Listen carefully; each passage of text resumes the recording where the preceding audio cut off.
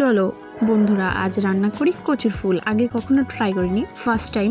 তো কচুর ডগা খাওয়া যায়, পাতা খাওয়া যায়, কচু খাওয়া যায়, কচুর কিছুই ফেলা যায় না, তো ফুল কেন বাদ থাকবে? তো ওটাও ট্রাই করে নিই।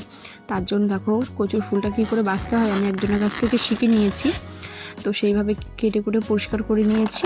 দেখো কীরকমভাবে পরিষ্কার করছি। তারপরে লবণ হলুদ দিয়ে সিদ্ধ করতে হবে। তো তোমরা কে কে খেয়েছো আর আমি কীরকমভাবে রান্না করলাম, এটাও আমি ইউটিউব দেখে অনেকটা আর কিছুটা নিজের অভিজ্ঞতা মানে দেখে শুনে এরভাবে রান্না করার জন্য প্রস্তুতি নিয়েছি। তো ঠিক হয়েছে না ভুল হয়েছে অবশ্যই কমেন্ট করে আমাকে জানিও। তো দেখো আমি লবণ জল দিয়ে একটু সিদ্ধ করে নিচ্ছি।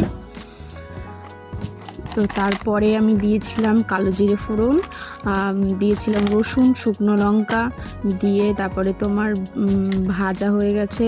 তারপরে তোমার দিয়েছিলাম পেঁয়াজ দিয়ে কাঁচা লঙ্কা দিয়েছিলাম বেশি করে কটা। তারপরে ফুলটা দিয়ে দিয়েছিলাম, মানে সিদ্ধ করে যেটা রেখেছিলাম, বেশি সিদ্ধ করিনি যেহেতু আমি ভাজা করছিলাম। তো ভাজা যাতে আবার গলা চুলকায় কি না, আগে তো কখনো খাইনি, তার জন্য কিছু তেঁতুল ছিল না, আম পুলসি ছিল। এটাকে কাঁচা আম কেটে রোদে শুকানো যে আম পুলসি সেটা, তো সেটাই দিয়ে দিয়েছি। তো তোমাদের কেমন লাগলো? খেতে তো মোটামুটি ভালো হয়েছে, বাট আমার কাছে পার্সোনাল অতটা ভালো লাগেনি যতটা এক্সপেক্ট করেছিলাম। তো তোমাদের কেমন লাগলো রেসিপিটা অবশ্যই কমেন্ট করে জানিও, আর এইভাবে খাই কিনা আমাকে তাও জানিও।